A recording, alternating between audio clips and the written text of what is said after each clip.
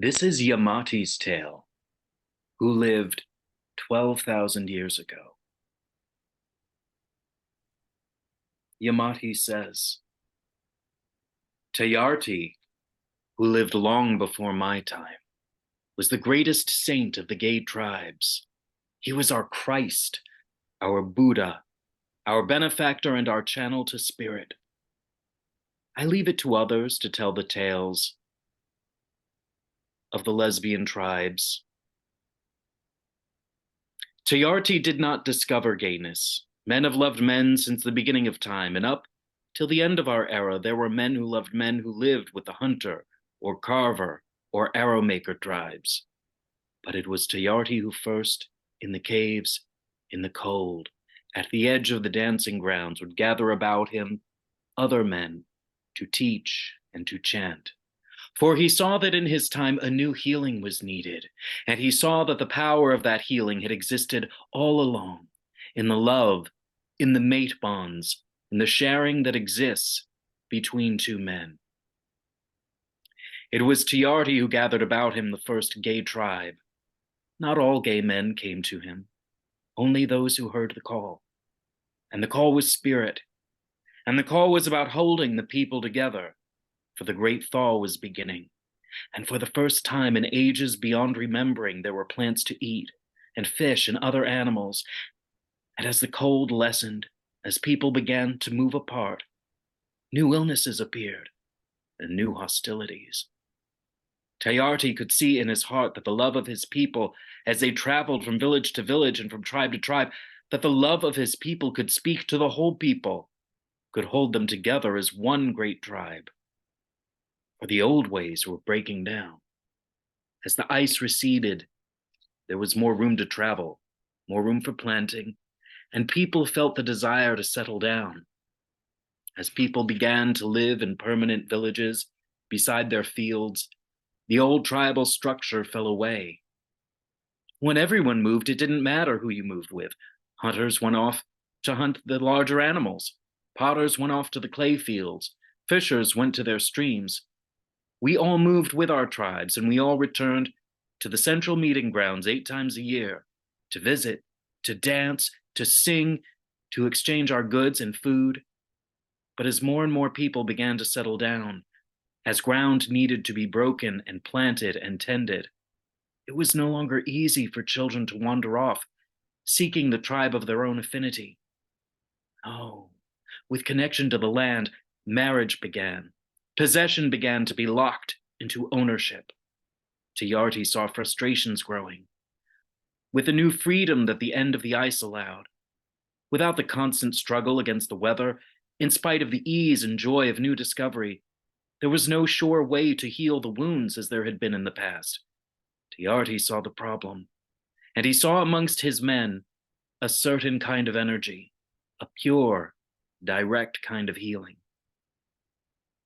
As we began to eat more plants, to cultivate plants, we needed a medicine to cleanse and to balance. Tayarti found the healing plants. Everyone knew that. The villagers and the tribespeople. Although Tayarti was a gay man, he was a hero to everyone. There was no prejudice, no hatred.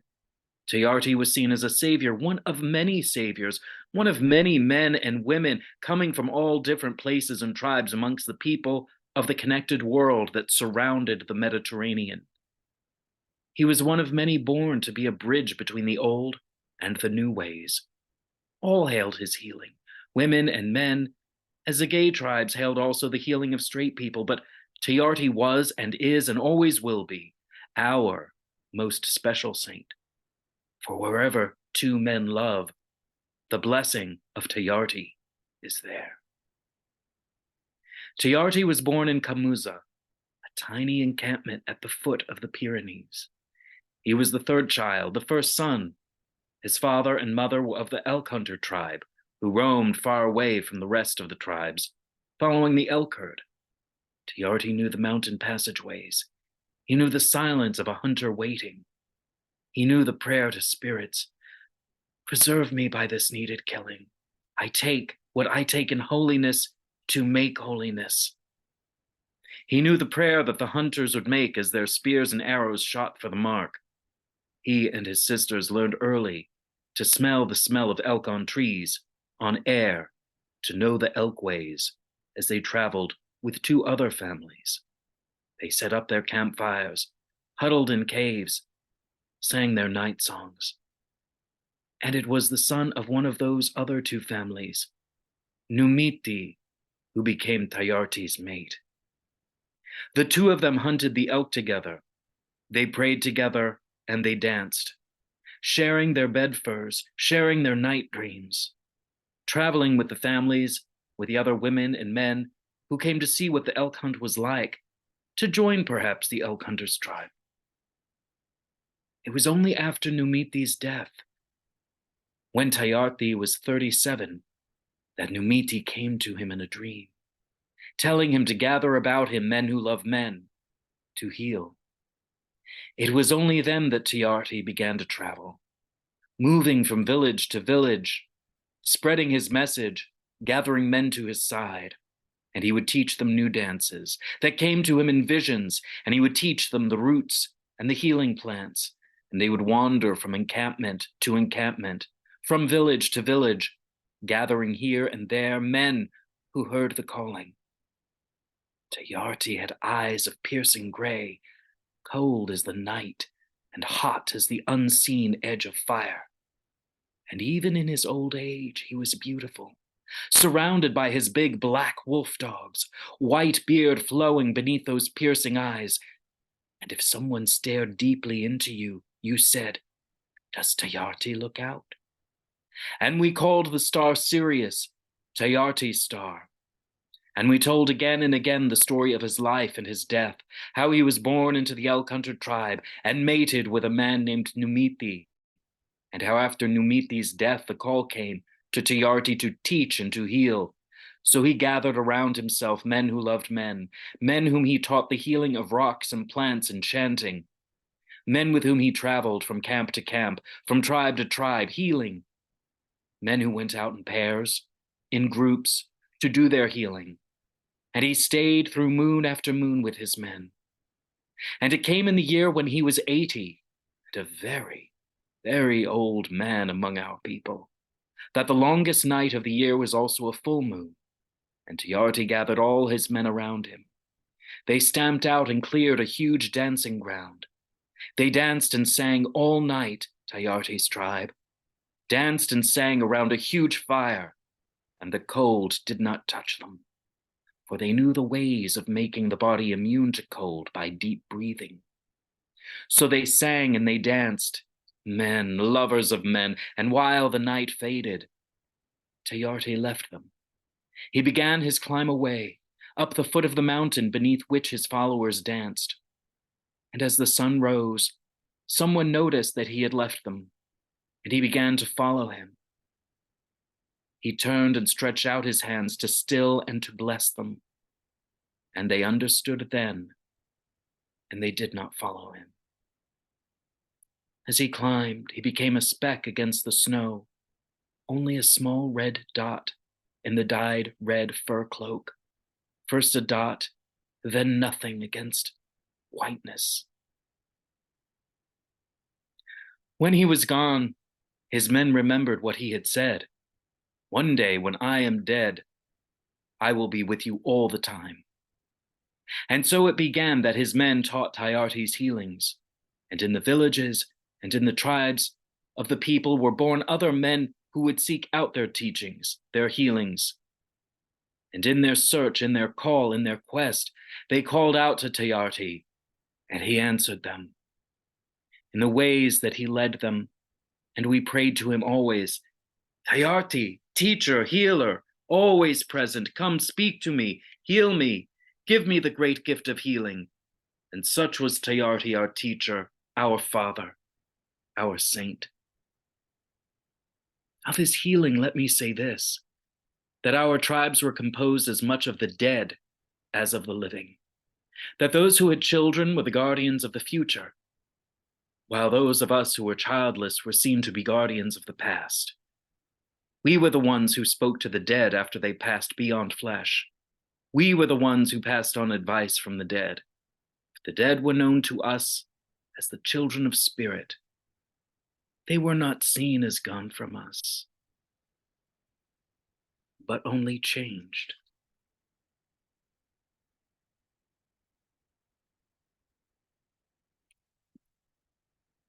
Good evening. My name is Matthew Sidney. I'm a musician, poet, and writer, and I'm both an initiate and teacher of Unnamed Path. Tonight, I come to you as a storyteller. The Tale of Tayarti is from Two Flutes Playing by Andrew Raymer, the book that inspired the development of Unnamed Path. And this is a story that has come to us from the spirits. The material in this book is channeled, as it were. Andrew Raymer does tell us that the content of the book came to him from the spirits, the ancestors, men who love men. We have been born into a culture that is out of balance. Part of that imbalance is the erasure of queer realities. Our stories have been systematically excised, suppressed, and until recently, you had to search very hard to find them. When I was 15, I was confronted with the fact that I don't conform to our culture's expectations. I was madly in love with my best friend, another boy. And back then, we were far less visible and far more demonized than we are now. That summer that I turned 15, my father was working in Morristown, New Jersey. He'd often take me into town with him, and I'd spend the day at the library. And there I looked up everything I could find about bisexuality, homosexuality, human sexuality in general. This was a good library with a lot of academic material. I studied psychology, anthropology, history, for everything I could find about boys who fall in love with other boys, or boys who fit in better with the girls. That was when I discovered the Kinsey Report. That was when I discovered Rumi. That was when I discovered stories about our queer ancestors, Michelangelo, Richard the Lionheart, Alexander the Great. These stories helped save my life. You see, I was raised in a very conservative Catholic family. Homosexuality was rarely discussed, and if it was made clear that it was an unspeakable sin, an abomination, a corruption of the human soul caused by the devil. In Unnamed Path, we seek to connect with the spirits of our ancestors, and by that I mean the spirits of the queer folks who lived before us. One of the most precious gifts they have to offer us is their stories. But that's not always their life stories. Those can be very important. But as stories go, it isn't always the true or factual stories that shape our lives, that shape our realities. It's the stories that touch our hearts, myths, legends, sacred stories. I have an example. In the United States, we venerate George Washington as the father of our country. He led the American troops against the British, first president. But the most important story I grew up with about him was the one about him chopping down the cherry tree and admitting that he did so. It is a story meant to demonstrate the power of radical honesty. Ironically, for a story that is about truth-telling, it is a complete fabrication. It's fiction. But that story and its message has shaped our concept of George Washington, and by extension, shaped our ideals for generations of people in the United States of America. Such is the power of myth. Though sometimes I prefer the expression sacred stories. Myth implies that something is untrue, but sacred stories are true, not in the sense that they express facts, but in the fact that these stories shape our hearts and minds. The Bible doesn't have to be historically accurate to be powerful. It just needs to contain sacred stories that people believe in, that shape their souls. What of our sacred stories? The sacred stories of our mainstream society a society out of balance. Don't make much space for us. We're not represented well in the sacred stories of the Bible, the Quran, or middle school history books. In fact, we carry the weight of hundreds of years of irrational fear directed against our tribe. One story is that the reason we're called faggots is because back when they were burning witches, they used to round up homosexuals and bind them up in the faggots of wood used to burn the witches. I suppose we were seen then as worse than the witches, as worse than alleged devil worshippers. And I think we must indeed be very mighty to provoke such fear and awe. I dare say we must be like unto gods in the eyes of other mortals, for them to despise us so. My eyes aren't what they used to be, but I love reading. I love learning, so I joined Audible. It's fantastic. And a book that I enjoyed a lot is Babylon by Paul Kravacek. It's about the ancient city of Babylon. But it also talks about the roots of Babylonian civilization in the even more ancient Sumerian culture, and before them, the first farmers. Paul mentions the Gala, the cross-dressing priests of the goddess. Now, I already knew about them. I'm an archaeology junkie. I've been deep into this stuff for decades. I was already aware there's a particular cult that has persisted through the rise and fall of various cities and peoples. They worship Inanna, later called by the names of other goddesses, Ishtar, Aphrodite, Venus. Anyway, the goddess is a big old fag hag because we know this because up until the time Christianity took over, you have these cross-dressing priests of the goddess popping up everywhere. Most history books, if they mention them at all, would often refer to them as eunuchs, but there's actually very good reason to believe that in context, those words actually meant something more like queer in general. They were cross-dressers, generally cross-dressing males. Some probably were what we would consider to be trans women. But there are even Gala priests who married women and had children. Regardless, they were a diverse group, but they were predominantly effeminate men. In Sumerian cuneiform, the earliest writing system in that area, the cuneiform for Gala is a logogram of a penis and an anus. So the Sumerians basically knew these priests of the goddess as the butt fuckers. But I'm going to call them queens, because in our idiom, that's what I think they were. These are fabulous gay men, drag queens. They're singing special songs for the goddess, fabulous costumes. There's a dance. They're trans people part of the party, and whoever's taken up in the spirit of the goddess participates in this celebration of our life force, because long before she was labeled a goddess of love or a latest goddess of love and war, she was known intimately as the life force, the passionate energy that joins lovers together. She's the force that makes the grass grow and the grain ripen. She's a goddess of war because she's the force of the mama bear. She's the force in us that fights for survival and to protect our loved ones. So anyway, I'm listening to this audiobook, and Paul surprises me. He is not shy about discussing the queer priest of the goddess. And I'm getting images of, it's like RuPaul's Drag Race 3500 BC. There's a panel of fabulous Sumerian queens. There's a ziggurat in the background. The ice age has ended.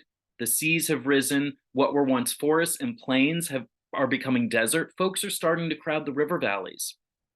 And the tribes with these fabulous queens figure out large-scale agriculture. First, people start building storehouses for the grain, and then permanent settlements. You get towns and eventually cities. You get writing, and I could just see these queens going out into the marshlands with their wax tablets and like, bitches, you're going to learn how to read and write, and you're going to get paid, okay? And they can do this because their goddess, their enterprise, is wealthy. Agriculture is booming. You're feeding people. There's a surplus of food that allows for classes of specialists. Civilization sprouts up along the Tigris-Euphrates rivers. It sprouts up along the Nile, in the Indus Valley, and the Yellow River. But where we find the first farmers, we have the precursor of the cult of Inanna, later known as Ishtar, Aphrodite, Venus, and her queer priests. Thousands of years later, among the Scythian steppe nomads of what is now Russia and Ukraine, you had the Ainare, queer priests of a goddess equated with Aphrodite. In ancient Rome, you had the Galli, eunuch priests of the Great Mother. Two things were there at the beginning of civilization: the goddess and us. I don't know if this is what Paul intended in this audiobook, but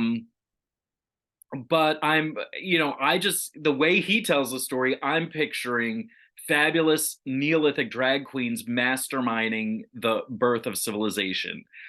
Paul stressed the centrality of the cult of the goddess in the development of the first cities. And he also openly discussed the important place of the Gala priests, the butt fuckers. And hearing this in what seemed like a mainstream archaeology history book, it felt good. It felt good to be seen. It felt good to be recognized, that people like us were being recognized, that we existed back then, and that we were important. Now, I've known about the Gala for decades.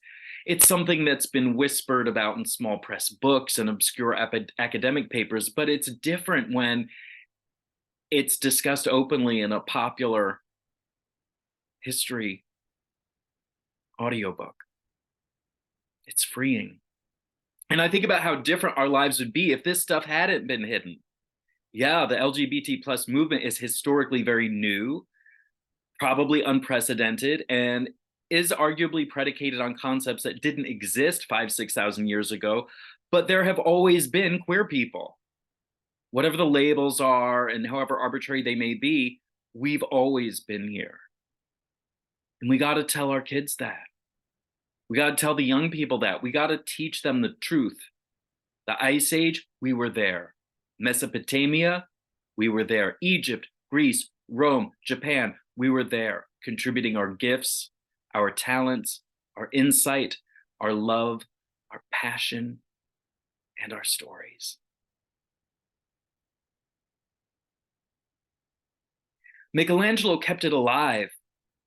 He kept it alive in his masterpiece, David. Michelangelo was queer, very gay, in fact. And the biblical figure of David has long been a favorite topic of queer artists.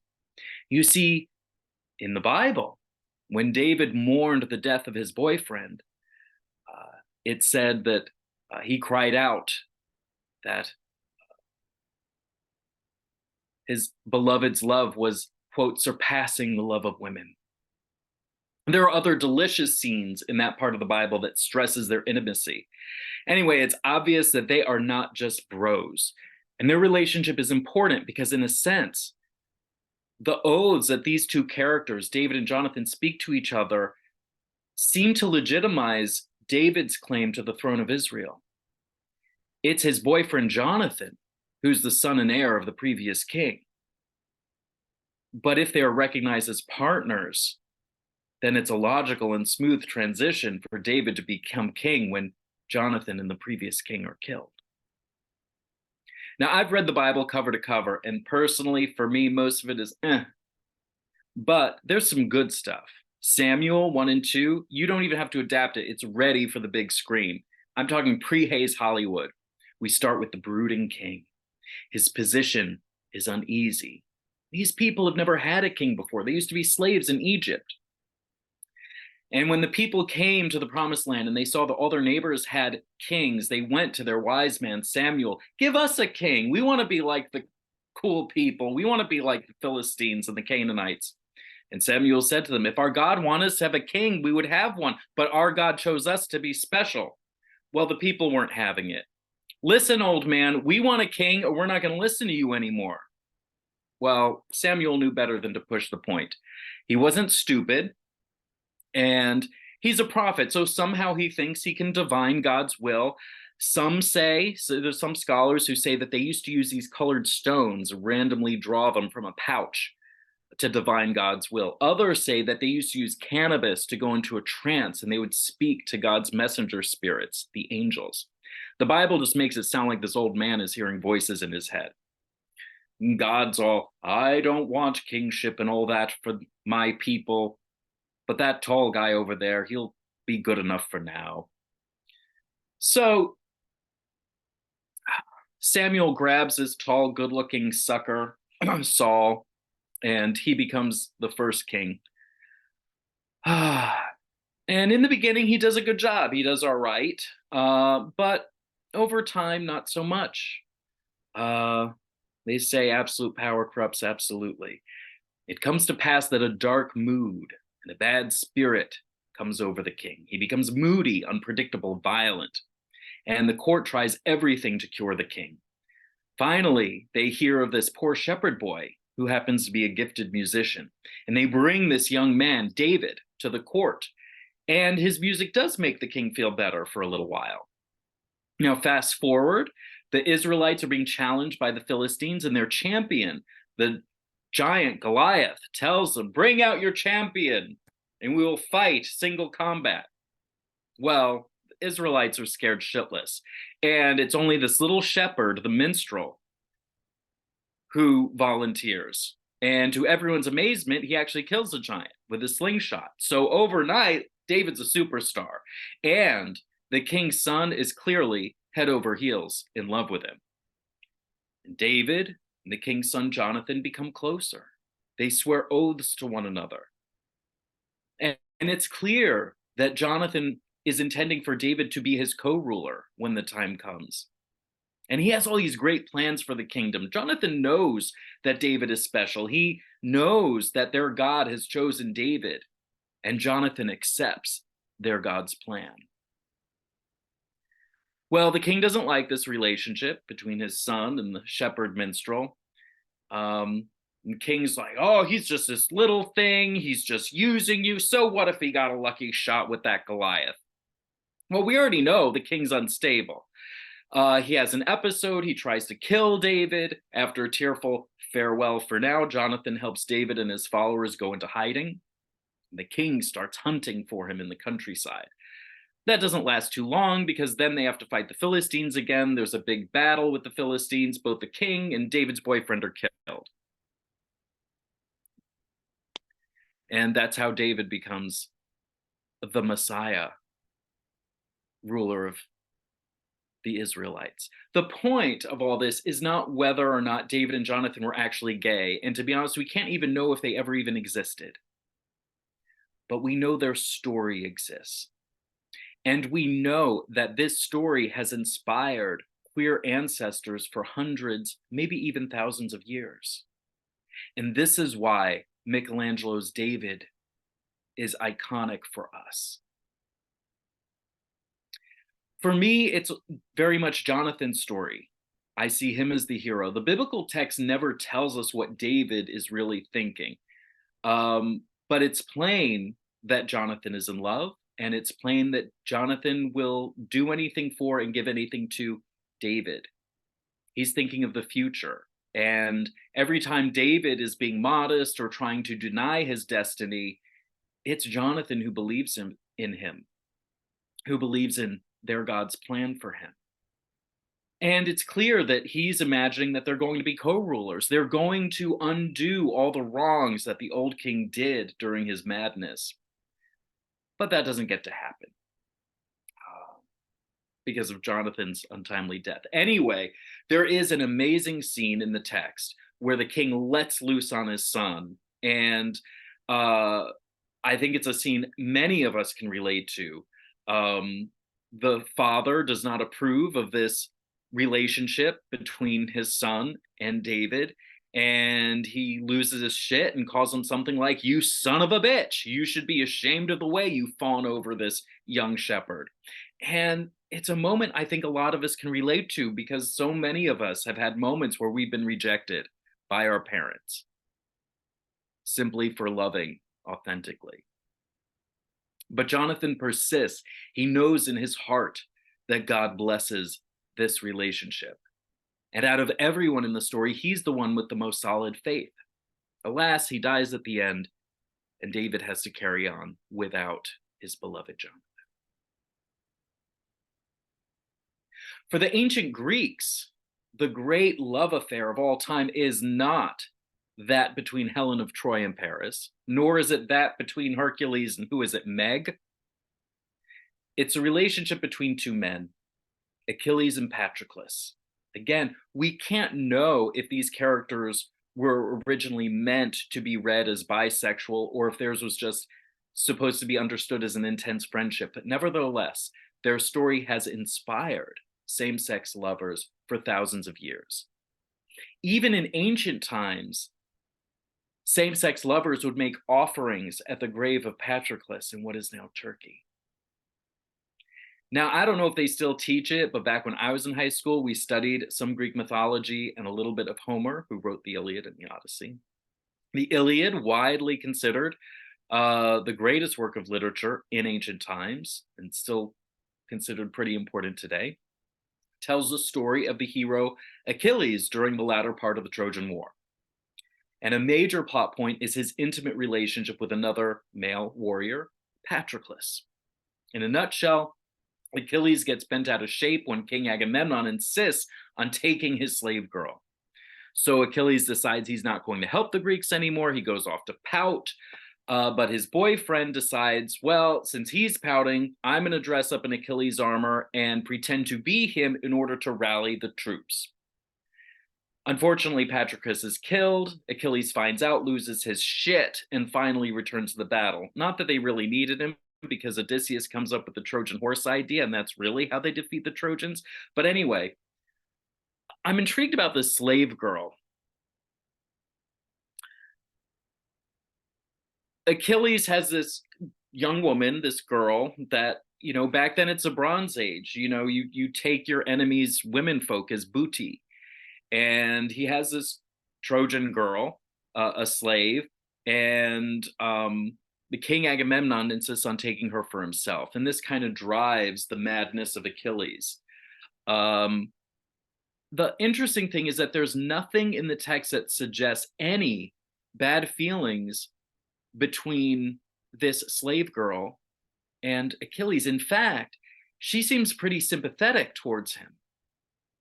There's a sensitivity, a sympathy between them. Very strange. But a part of the Achilles legend is that he spent a good part of his youth disguised as a girl. And when I read this story through the lens of my experience, I wonder if disguise simply means that he was a trans man. And I think if he were a trans man, maybe he'd be less likely to mistreat or sexually assault this abducted girl. And perhaps having the experience of a trans man motivated him to be kind and gentle towards her and to protect her from King Agamemnon, who clearly insists on taking her to be his own sex slave. Now, this is me reading a lot of 21st century ideas into a story that probably dates to the late Bronze Age. So I am not at all saying that this is how Homer intended the story to read. What I'm saying is that we have the power to interpret the sacred stories of our ancestors in ways that make them meaningful to us today. And there is precedent for this. The great body of ancient Greek drama is basically inspired poets rewriting their own myths to make them more relevant. You see, the idea of a fixed canon where certain versions of stories are true and others are false is something that really never existed prior to Rabbinic Judaism and Christianity. Back when sacred stories were primarily transmitted orally, it was understood that every storyteller would change things in order to communicate important ideas to that audience. Ancient storytellers and listeners were not concerned with what was historically factual or provable. In fact, many ancients were skeptics and didn't believe in the myths any more than we do. But they did believe that the stories held power. And they believed that the poet, who in those days was a lot more like a seer, they would go into these trances and chant their stories in these trance inducing rhythms. They weren't making these changes ad hoc. It was believed that the poets were possessed and inspired by the gods themselves through the activity of the divine muses. And it was through the goddesses that the inspired poets, playwrights, and storytellers told old stories in new ways. So it is meaningless to debate whether or not Achilles and Patroclus were gay or were indeed sexual lovers or just devoted friends. In ancient times, everyone who heard these stories drew their own conclusions. I think it's foolish to project our Judeo-Christian ideas of canon or fact onto the sacred stories of our pagan ancestors. What's important for us is that queer folks, people very much like you and me, have believed that Achilles and Patroclus were same-sex lovers since at least the time of Plato, and probably centuries before. Their story, which could be completely fictional, has inspired our queer ancestors, and maybe it can still inspire us today. Speaking of Plato, that leads me to a question. I don't know, has anyone here seen Hedwig and the Angry Inch? Are there any fans? Well, my favorite number is The Origin of Love. And the lyrics retell a story from Plato's Symposium, another one of arguably greatest works of literature from ancient times. It's from around 385, 370 BC. It's one of the Socratic dialogues, essentially novels, written by Plato, where the great philosopher Socrates teaches philosophy by eliciting ideas from everyone around him, mostly just showing how we're all good at coming up with ideas, but we really don't know anything. Anyway, in this novel, Socrates, Plato, and other folks are gathered around at a banquet, and they start discussing love. The playwright Aristophanes is there, and as his contribution to the conversation about love, he tells a myth that is retold by songwriter Stephen Trask in The Origin of Love, with a few changes. Anyway, this story centers queerness as an essential feature of humanity, indeed the human condition. So in this story, human beings aren't exactly created by the gods. In Aristophanes' tale, we're more like cousins of the gods. We, just like Zeus and Hera, are the children of elder gods. And the tale goes that in the Golden Age, human beings were not like what we are now. Back then, there were three sexes. One, called the children of the earth, were like Mother Earth, what we would consider female. The second, the children of the sun, like the ancient Greek sun god, fiery, masculine, were what we would consider male. And the children of the moon were like their divine parent, both bright and dark, both yin and yang. They were what we would consider hermaphrodites, both male and female. So these primordial people, they had 2 heads, 4 arms, 4 legs, and they're rolling around doing their thing until the gods start freaking out. These humans are powerful, and the gods are getting nervous that the humans could try to rise up and take over Olympus, like the giants almost did. So Zeus says, I got this. He strikes them with the thunderbolt and splits them in 2. Each child of the earth is divided into 2 women. Each child of the sun divided into 2 men. Each child of the moon was divided into a woman and a man. Each human now had only 1 head, 2 arms, and 2 legs, and where he had cut them apart, Zeus had them sewn up, leaving the belly button and genitals as the seam where we had been separated. Ever since then, everyone has been going around, generation after generation, seeking their missing half. This is why we fall in love. And this is why there are men who love women, and women who love women, and men who love men, according to this tale, told by Aristophanes in Plato's Symposium some 2,300 years ago. Has anybody here read Neil Gaiman's American Gods or seen the TV show? It's good. I'm a big fan of the book. I think I only saw season one of the show, but the book is cool. So in that novel, the gods are real, but their existence is deeply intertwined with their worshippers.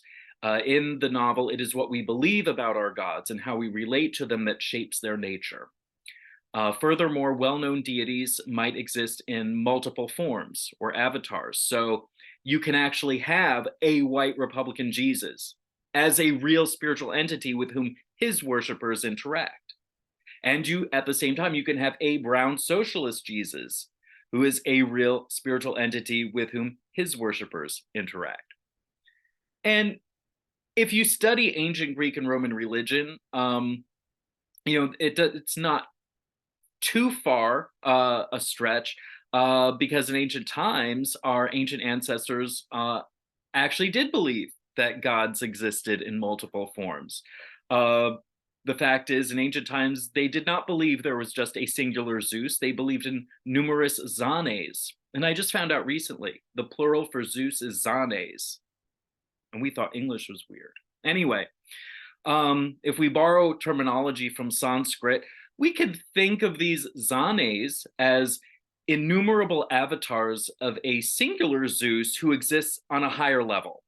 The various Zanes being projections of this higher essential Zeus onto the lower planes inhabited by us mere mortals. And I don't want to get too far into that we're getting a little bit into Plato's idealism, and I'm grossly oversimplifying, but this is basically what a lot of ancient people actually believed. If you've read or seen the Da Vinci Code, you know that there's a version of Jesus who married Magdalene and had children with her. Dan Brown oversimplifies things, but it's true that for many centuries, there are folks who have ardently believed that Jesus and Mary Magdalene were lovers or married and had children. He used to kiss her on the mouth often, reads a verse from one of the Gnostic Gospels. So we know this idea goes all the way back at least to the 3rd or 4th century. Anyway, how many of you know that there is also a queer-coded Jesus? And the queer-coded Jesus is not something that was just cooked up recently by proponents of the LGBT plus rights movement. The queer-coded Jesus has been a part of our underground culture for centuries. The basis for this is a figure known as the beloved disciple, usually identified with St. John the Evangelist. Some argue the beloved is Lazarus. Some argue the beloved is Mary Magdalene. Anyway, at the Last Supper in the Bible, this is in the Bible, it's describing the beloved disciple is seated next to Jesus, canoodling with him at the table. Many a Christian mystic has identified themselves, male and female alike, with this figure, looking up doe-eyed at their enlightened master, while he sanctifies the bread and wine at the first Eucharist. And Jesus is being all prophetic. One of you will betray me. The doe-eyed beloved is all, oh, Master, you're so wonderful. I can't imagine anyone betraying you. Supposedly, this is the same disciple standing next to Jesus's mother at the cross, and he's dying on the cross, and Jesus is like, babe, take care of mom for me while I'm gone. So you can imagine theirs is a close relationship. I think it's important to talk about the beloved disciple because a lot of our culture's homophobia is deeply rooted in religion, particularly mainstream conservative Christianity. And it is important for us to know and to teach that Christianity has always contained other ways of seeing things, but that these ideas have been systematically suppressed and hidden, leaving us with the mistaken notion that there is no place at all for men who love men in Christian paths. The truth is that there have always been queer men in Christianity, and that our queer ancestors have had an important positive impact on Christian history. Maybe perceiving Jesus Christ as a queer man, recognizing the queer-coded Jesus, can help us better bring forth our own enlightened nature. and inspire us to be more loving towards one another. I think it can maybe inspire us to help manifest a future where healing and mutual support are the norm, and where violence and exploitation are the aberration. I was at this private unnamed path retreat for initiates and apprentices. We're doing important in-person lessons. Anyway, in many ways, this is a bunch of faggots hanging around an Airbnb. It was great. For this one exercise, we're arranged in pairs, and we do an exercise in exploring past memories. And the partner I was paired up with and we both came back with a memory of having been monks, queer monks, and we were mystics. And for some reason, we had been separated and we were writing to each other. And the emotions that came through were so real and poignant. I couldn't dismiss it as mere imagination. And it turns out that these memories or imaginings, however you want to label them, are plausible. There's abundant evidence for clear clergy historically, particularly in the monastic orders. In the age before the gay rights movement, the clerical life was a natural choice for those who simply couldn't bring themselves to marry someone of the opposite sex. There are records from throughout the Middle Ages and Renaissance of church leadership periodically trying to crack down on the gay stuff going on in monasteries and nunneries. Such places were natural havens for our kind. And among our ancestors of men who love men, there are many who were priests or monks when they were alive. And some of these clergy understood the queer-coded figures in the Bible. They saw themselves reflected in David and Jonathan. They saw themselves reflected in the beloved disciple. And they even saw their own queerness reflected in their experience of their Lord Jesus Christ. We are just waking up from a dream, from a spell. The story that was told to us by mainstream society, by our families, our religious leaders, is not the truth, but a highly edited, highly distorted image thereof.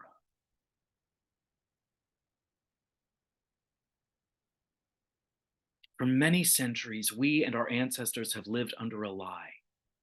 Throughout that time, there have been keepers of truth, wandering performers, monastics sequestered in remote libraries with access to rare books, and the workers of magic, witches, sorcerers, and cunning folk with the skill to hear the voices of the ancients whispering on the night wind. Mortals are blind. They confuse control over others with power, and so they've established themselves as the controllers of institutions, religions, states, and places of learning. They long ago mastered the art of deflection, of the convenience of exploiting people's innate awe of that which is uncanny by converting it into fear and hatred. And as long as that fear and hatred is directed at a convenient scapegoat, and not at those who abuse positions of authority, they feel that they are safe to continue lying and exploiting. And although the industrialization has been a very mixed bag, in my opinion, offering new freedoms to some, but also genocide to others, it's also forced cracks to appear in the structures of control that have shackled us and our ancestors for a millennium or more. The light of truth penetrates those cracks. All over the world, those with eyes to see grasp this light and seek to rend apart the old bonds that we have been born into. So come, let us drink from the underground stream that winds through the shadows of history.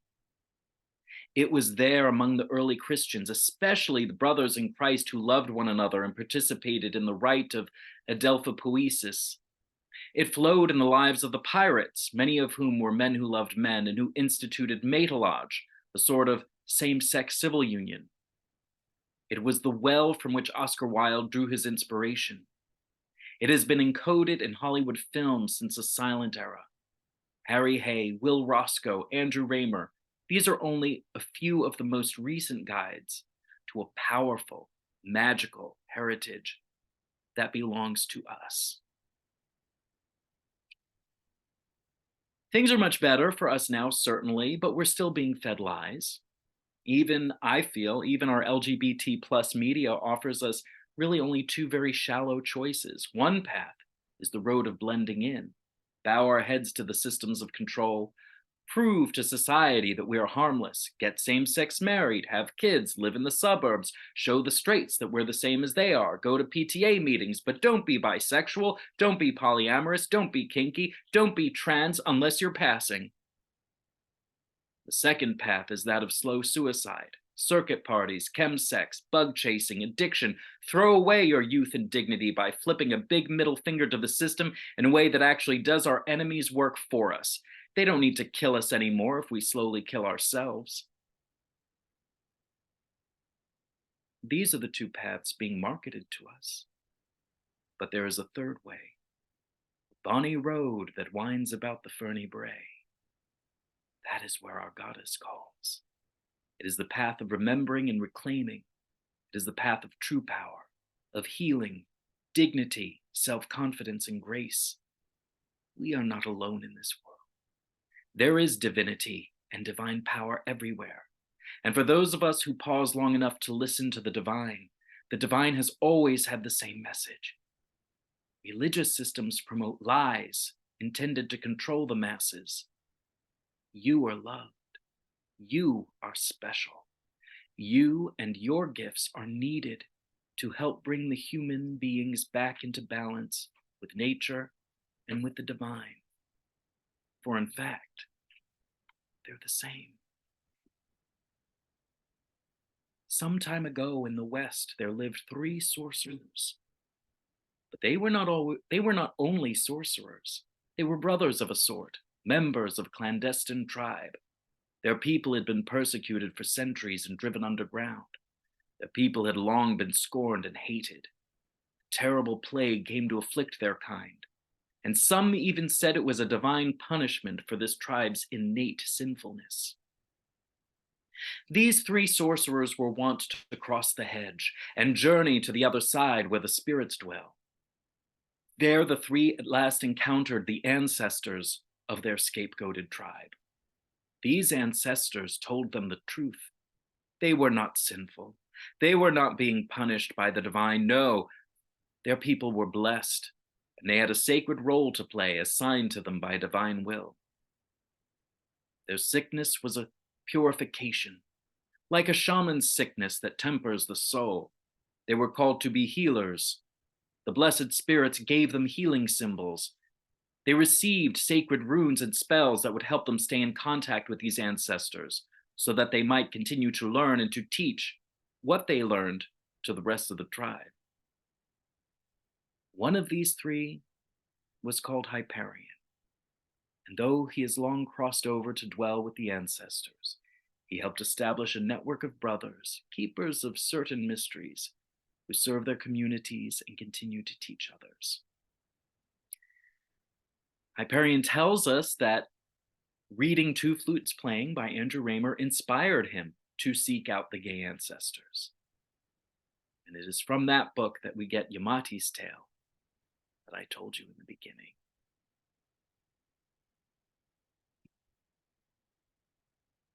And I leave you with one more story.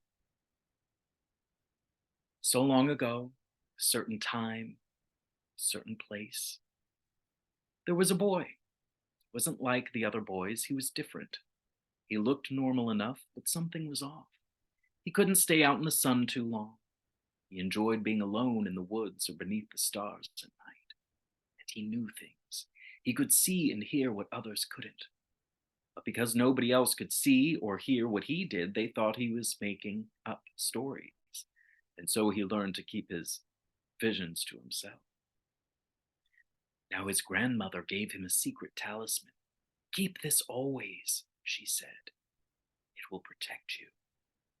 He began to wonder if he was a fairy, a changeling.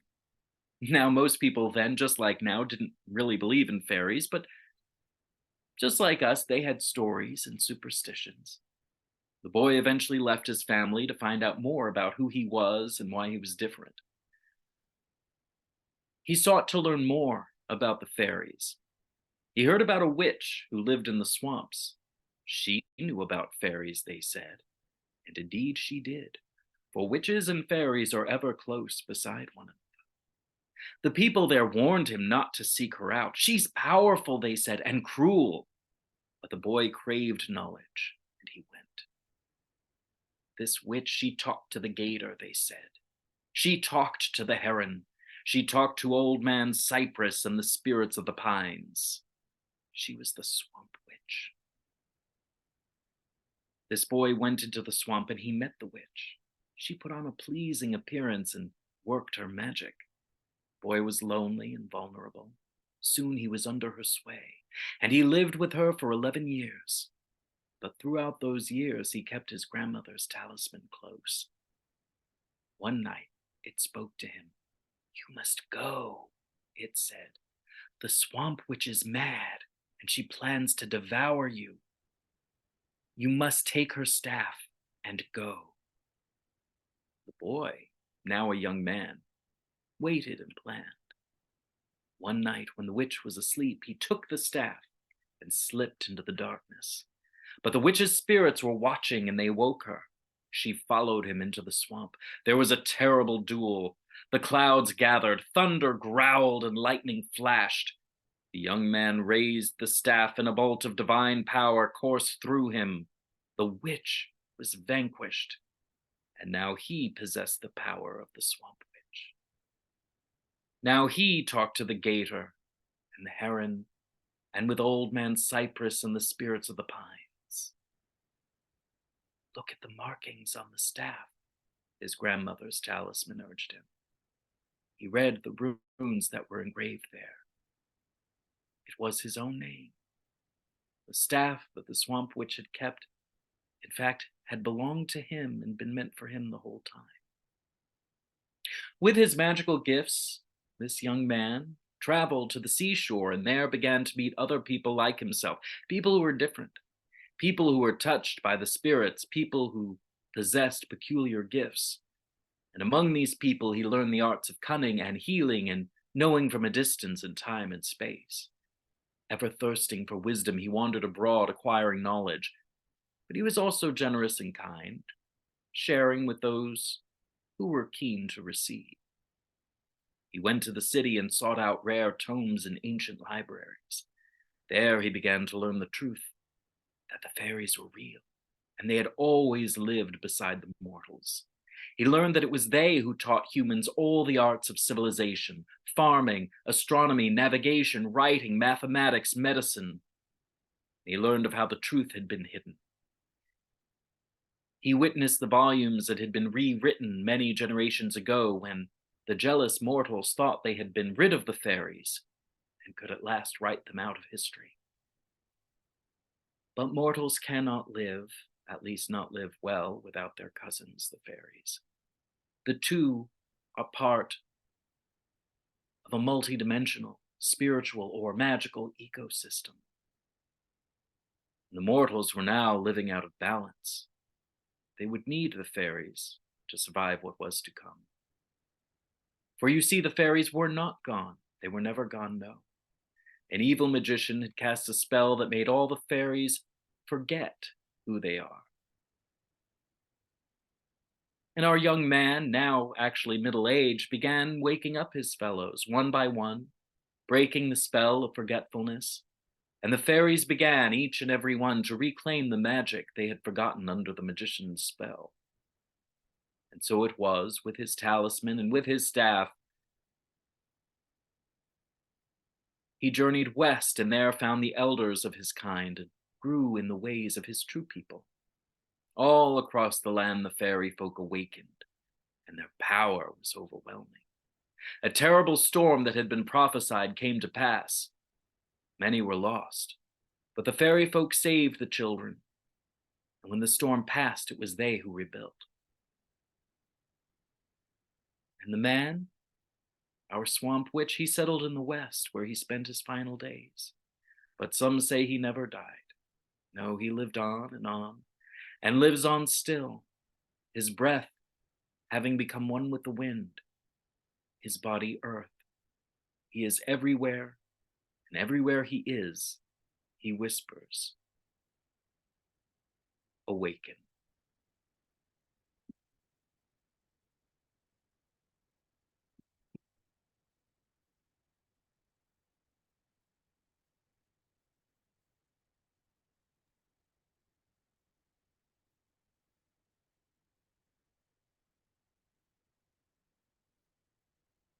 All right, that's all I got. You guys are free to, if anyone wants to ask me questions or chit chat or whatever.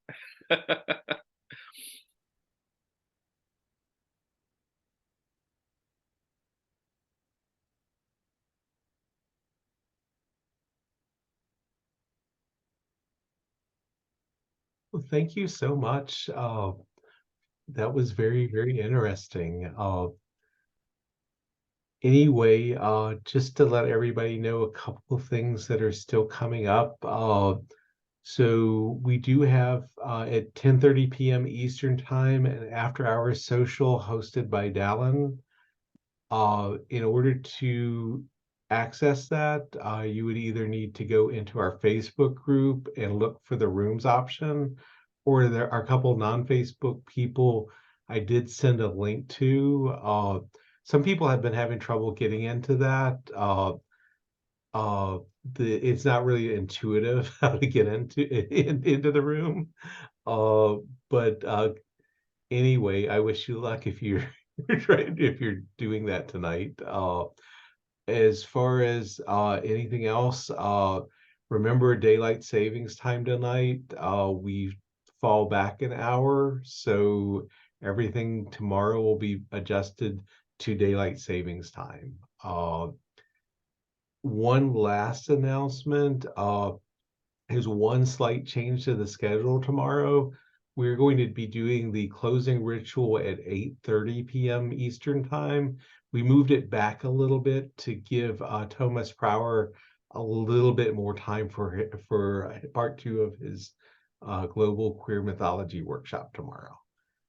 And that's all I have. And I'm going to go ahead and close this out. And Matthew, I want to thank you again for your presentation. Thank you for having me. It's an honor.